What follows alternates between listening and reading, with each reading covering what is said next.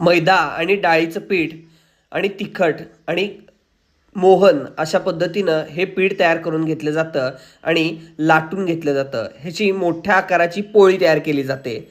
आणि आता हा आकार तुम्ही बघू शकता की महिला एकदम स्किलफुल हे काम करत आहेत. आणि आता ही पोळी तयार झालेली आहे. आता याच्यावरून तेल लावलं जाणार. पूर्ण या पोळीवर तेल पसरून घेतलं जाणार आणि यामध्ये आता आता यामध्ये सारण भरलं जाणार आहे, जे आहे खोबऱ्याचं. यामध्ये तीळ आहेत, लसूण आहे आणि चांगलं रोस्ट करून घेतलेलं आहे. आता याचा रोल करायचा आहे आणि बाकरवडीच्या आकारामध्ये कट करायचे आहेत. पुन्हा त्यानंतर याला एक प्रेस द्यायचा आहे, दाबून घ्यायचं आहे, जेणेकरून त्यातील सारण बाहेर पडणार नाही. आणि आता हे तळण्यासाठी रेडी आहेत.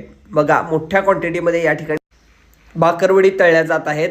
आणि कोल्हापूरच्या या स्पेशल भाकरवडी खूप प्रसिद्ध आहेत, खूपच छान लागतात. नक्की एकदा ट्राय